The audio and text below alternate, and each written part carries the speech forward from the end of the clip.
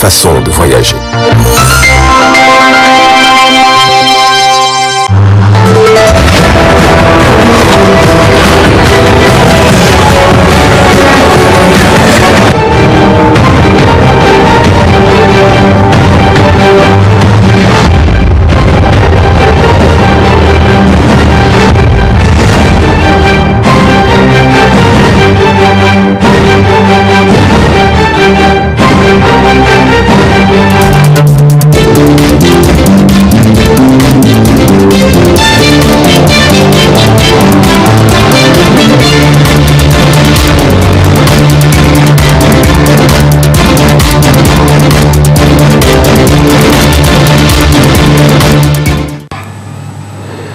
Nous sommes mardi 3 mai 2022, mesdames et messieurs, bonsoir et ravi de vous retrouver sur cette édition d'information de 20h15 sur le miroir de la femme.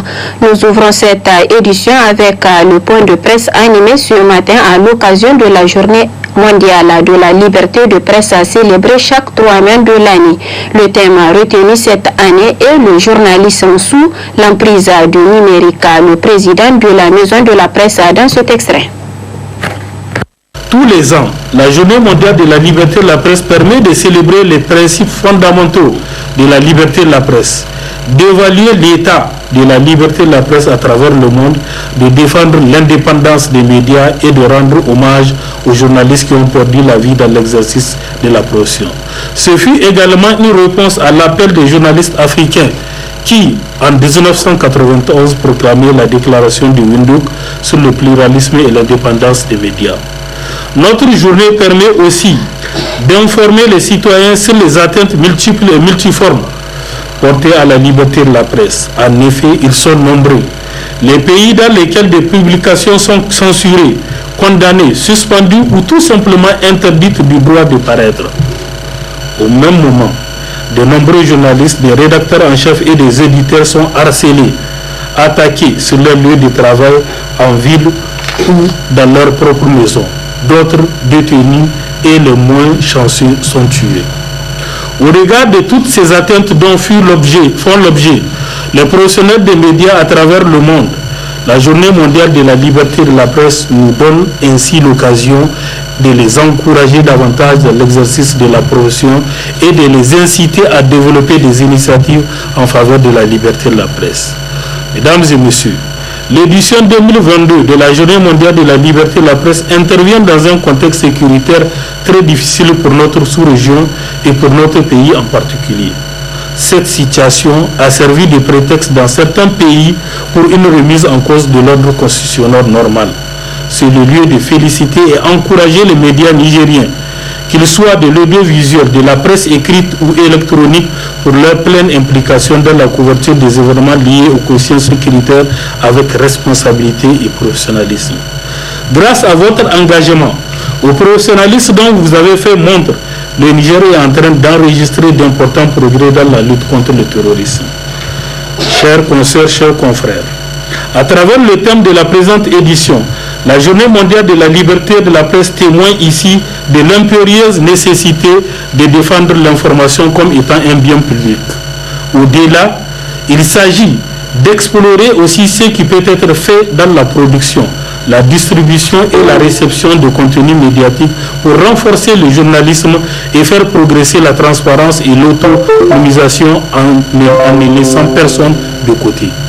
Dans le classement 2021-2022 de Reporters sans frontières, le Niger avait perdu 2 places, passant de la 57e place dans le classement 2020 à la 59e place en 2021 et garde le même classement en 2022 sur un total de 180 pays étudiés. Un recul qui nous interpelle tous, pouvoir public, organisations socio-professionnelles des médias et les journalistes eux-mêmes, à plus d'engagement dans la défense et la promotion de la liberté de la presse et d'expression au Niger. En dépit de ces rangs, Reporters sans frontières se félicite tout de même qu'aucun journaliste, aucun citoyen et aucun collaborateur n'ait été tué au Niger, contrairement à ce qui se passe dans d'autres cieux.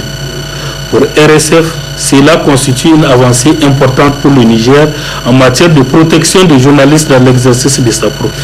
En lien toujours avec ce rang qu'occupe le Niger, Le bureau du conseil d'administration de la Maison de la Presse s'inquiète des oscillements de notre pays dans les différents classements RSF qui dénotent d'une certaine fragilité en matière de liberté de la presse. Les multiples actions menées par la Maison de la Presse dans le cadre de formations destinées aux journalistes et des actions de sensibilisation en continu doivent être soutenues par les plus hautes autorités du pays avec un engagement clair en faveur de la liberté de la presse et d'expression. L'occasion pour nous de réitérer une fois de plus nos remerciements aux partenaires techniques et financiers qui nous accompagnent dans la mise en œuvre de notre plan d'action axé principalement sur la promotion de la liberté de la presse et la sauvegarde des acquis en la matière. Mesdames et messieurs, la situation économique très difficile que vivent les médias nigériens par manque d'avancée sur la question d'accès à la publicité de l'État et de ses démembrements doit faire l'objet d'une préoccupation accrue de la part des autorités nigériennes, surtout avec la signature intervenue le 29 novembre 2022 de la Convention collective. C'est le lieu de féliciter toutes les parties prenantes à cette convention et d'appeler une fois de plus ceux qui ne l'ont pas encore signé à rejoindre le processus pour permettre la mise en place de véritables entreprises de presse au Niger. Et c'est le discours du président de la Maison de la Presse à l'occasion de la Journée mondiale de la liberté de la presse, toujours dans le même cadre, à la même occasion de la Journée mondiale de la liberté de la presse. Suivant à présent le commentaire de Ibrahim Abdelkader à cette occasion. Le Niger, à l'instar des autres pays du monde, célèbre ce 3 mai 2022 la Journée internationale de la liberté de la presse. Le thème retenu pour cette année est le journalisme sous l'emprise du numérique. À savoir aussi que la Journée mondiale de la liberté de la presse a été instaurée par l'Assemblée générale des Nations unies en décembre 1993. Mais la liberté de la presse est considérée comme un droit depuis 1948, selon l'article 19 de la Déclaration universelle des droits de l'homme. Celui-ci indique que tout individu a droit à la liberté d'opinion et d'expression, ce qui implique le droit de ne pas être inquiété pour ses opinions et celui de rechercher, de recevoir et de répondre sans considération de frontières les informations et les idées par quelque moyen d'expression que ce soit. La Journée mondiale de la liberté de la presse revêt une importance particulière de nos jours car la liberté de la presse est menacée et brimée dans plusieurs régions du monde. Des reporters, photographes et cadreurs risquent la mort ou la prison à cause de leur travail acharné à transmettre les informations d'intérêt public au monde entier. La mobilisation du 3 mai constitue une occasion en or pour sensibiliser la population aux multiples violations du droit de la liberté d'expression et au sort que subissent certains journalistes dans l'exercice de leurs fonctions.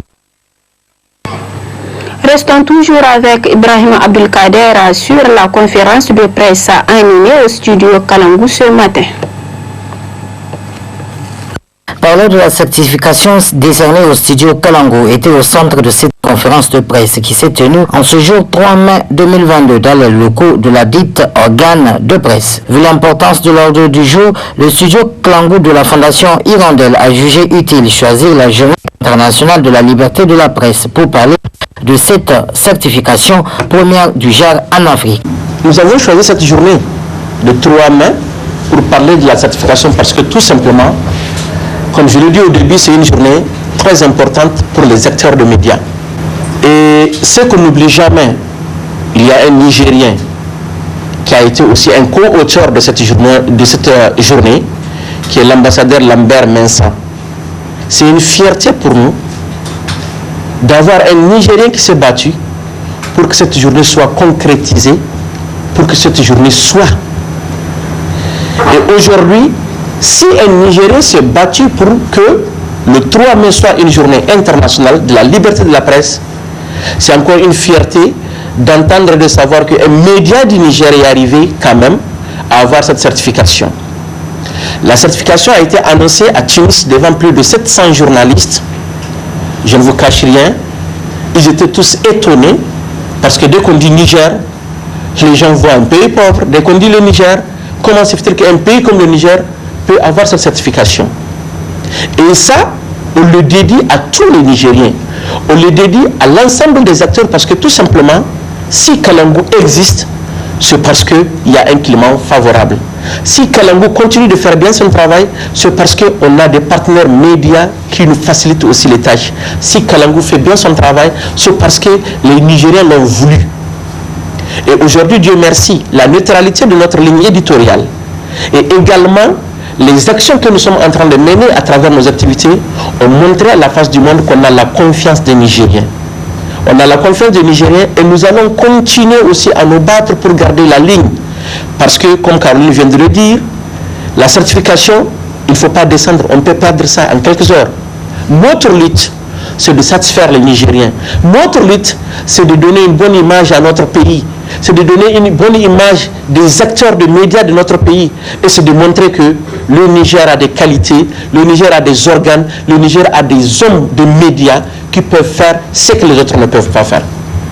Nous remercions, nous continuons de remercier toutes les institutions qui nous accompagnent, les acteurs de médias, les journalistes, nos partenaires, parce que tout simplement, sans vous, on ne peut pas arriver à ce niveau-là. Kalangu n'est pas un concurrent des autres médias. Notre rôle, c'est de renforcer les capacités de ces médias, c'est de les accompagner dans leur manière de faire et de les booster afin de satisfaire les Nigériens. Nous remercions les médias qui nous ont dit merci, on peut voler de nos propres ailes, aider les autres.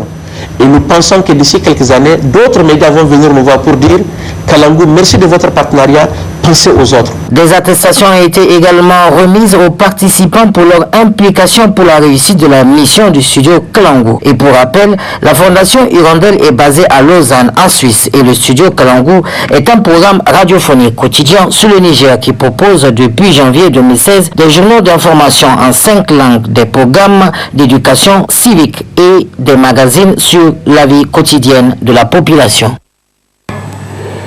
Lors du Conseil des ministres qui s'est tenu le mercredi 27 avril 2022, le gouvernement nigérien a modifié la loi sur la cybercriminalité. À l'issue de ce conseil, le gouvernement nigérien a annoncé que les délits de diffamation et d'injure vont être dépénalisés. Relativement à cela, une de nos équipes a recueilli l'avis des journalistes sur la modification de la loi sur la cybercriminalité. Suivons plutôt leur réaction.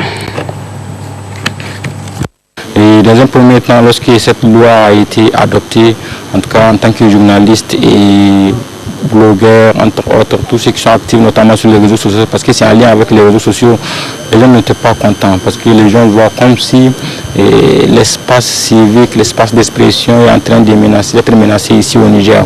Alors et cette décision de réaménager, entre autres, cette loi qui dit tout simplement que désormais le journaliste ne sera pas en prison, mais il sera amendé. Et moi, je pense que c'est vraiment une très bonne chose, c'est une décision à saluer.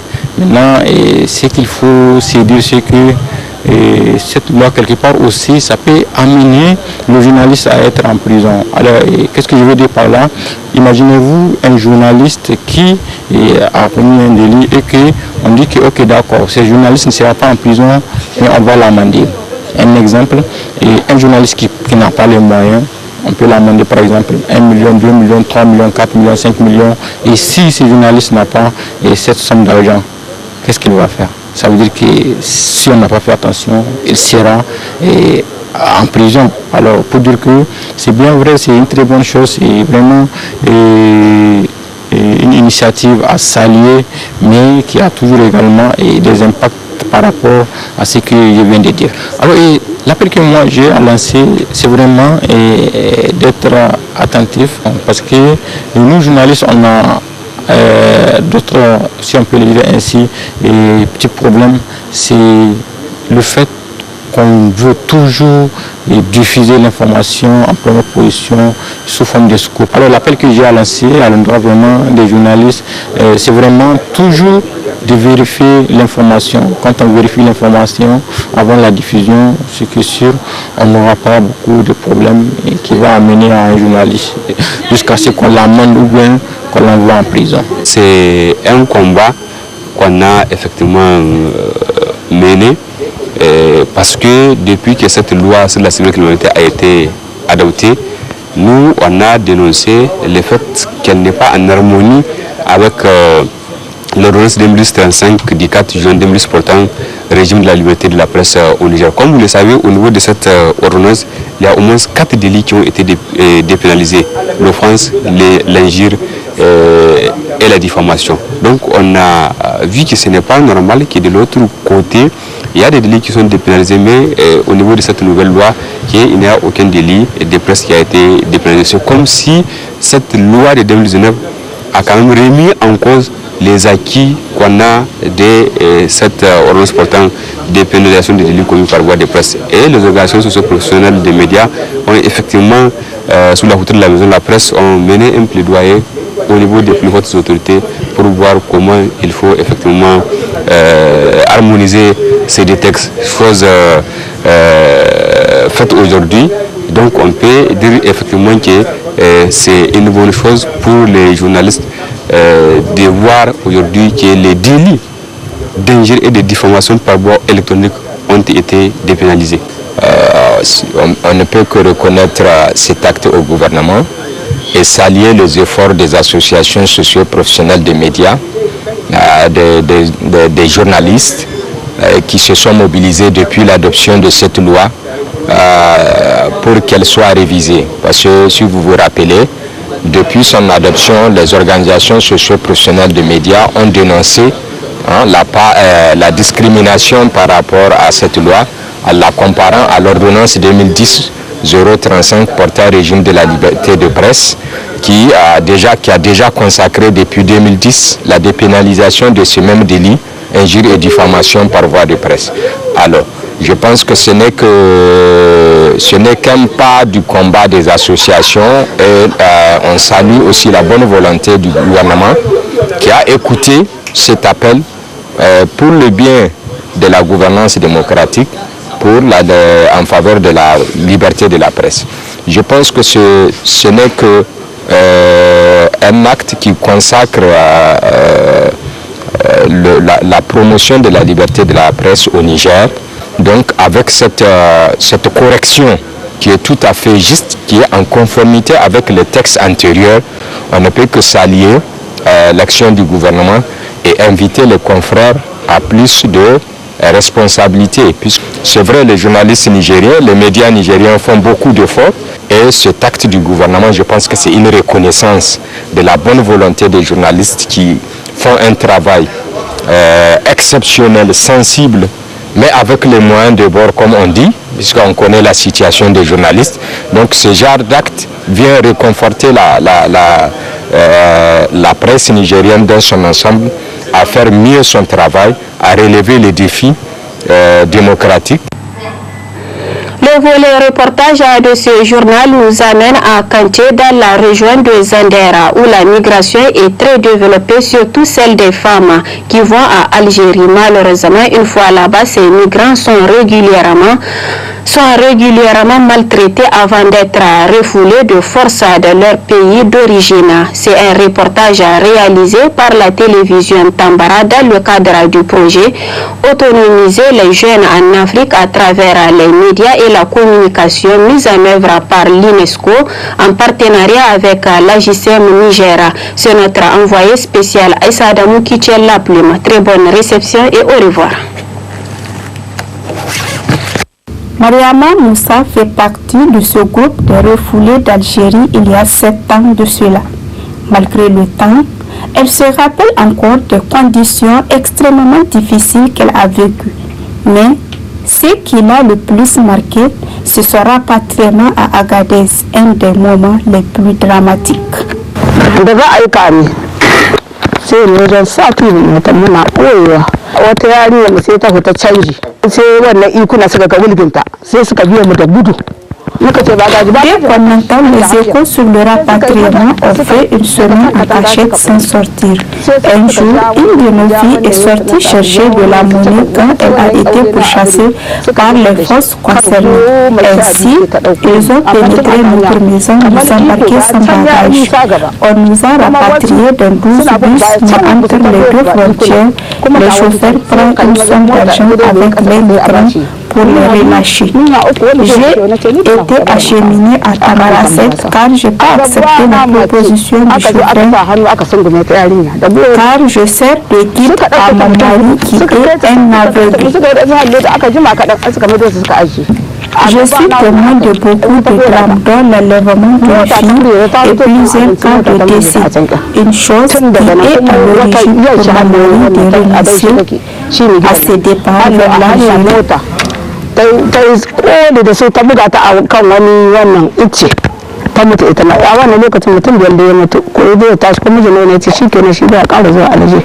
Le drame.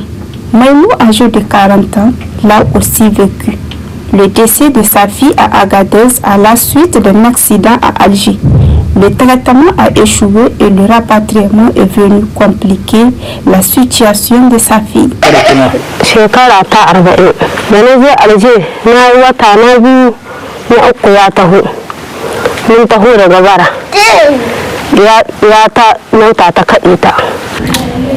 40 ans. 3 mois après mon arrivée à Alger, ma fille a été renversée par une voiture qui lui a causé une fracture à la jambe. Après les premiers soins assurés par l'auteur, il n'est plus revenu vers nous. Dans ces conditions, on nous a rapatriés ici à Agadez que j'ai perdu ma fille.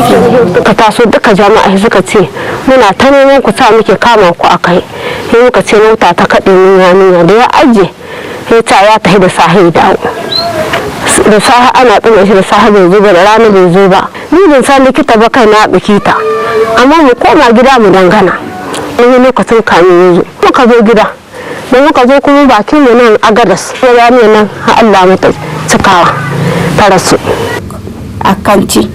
Les acteurs ne se lassent pas de sensibiliser les populations face au drame de la migration.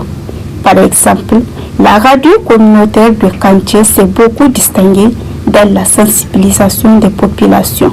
Wannan tafiya ta burada gaskiya radio muna iya kokarin mu koyi da gaske wajen wayar da kan al'umma akan tafiye-tafiyen nan zuwa ta burada marasa ka'ida ta hanyar shirye-shiryen da muke gabatarwa.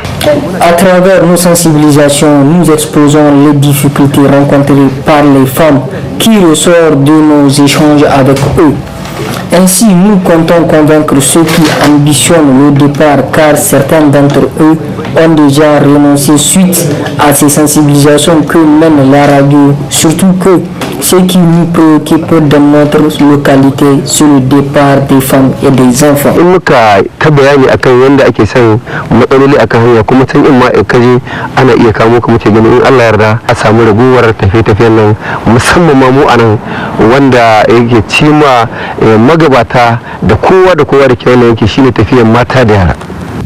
Les autorités administratives et coutumières de la commune de Kanti, avec l'appui des ONG et associations de développement, mènent également des actions pour freiner ces départs massifs vers l'Algérie. Il y a vraiment des traces qui ne sont pas bonnes que les femmes reviennent avec parfois, puisque nous les avons rencontrées. Ces femmes-là nous ont fait des témoignages vraiment horribles à entendre, quoi. Et que vraiment nous souhaitons à ce que cela cesse catégoriquement. Et c'est l'appel qu'à chaque fois nous lançons à l'endroit de la population et aussi nous demandons de l'appui qui va vraiment nous permettre de contenir ces femmes et ces enfants-là à la maison, puisque la cause de la migration chez nous ici n'est autre que la cause économique. D'abord, comme tout le monde le sait, la commune en tant que telle n'a pas suffisamment de moyens pour supporter certaines charges de cette population. Et pour cela, nous avons toujours fait appel à l'État et à ses partenaires.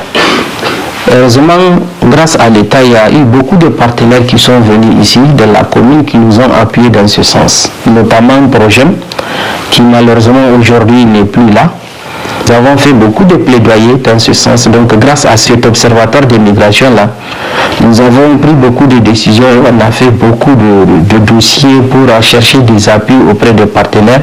Et Dieu merci, nous en avons eu beaucoup, dont entre autres des sites maraîchers qui nous ont été construits par des partenaires tels que le PDRS et Nabel Dira Zender. Vraiment, nous avons constaté Si on veut réellement observer cette migration-là, réduire considérablement cette migration, on doit aller dans le même sens que ce genre de réalisation.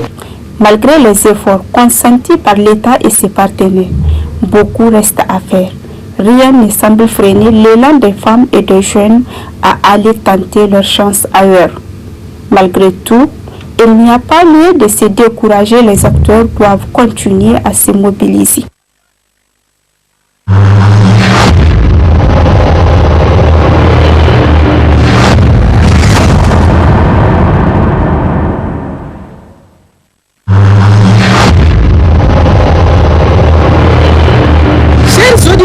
Téléspectateurs de la radio et télévision Tambara, vous pouvez désormais suivre votre chaîne de télévision préférée Tambara sur le satellite Badrsat 7, angle 26 degrés Est, fréquence 11010, polarisation verticale, symbole REC 27500.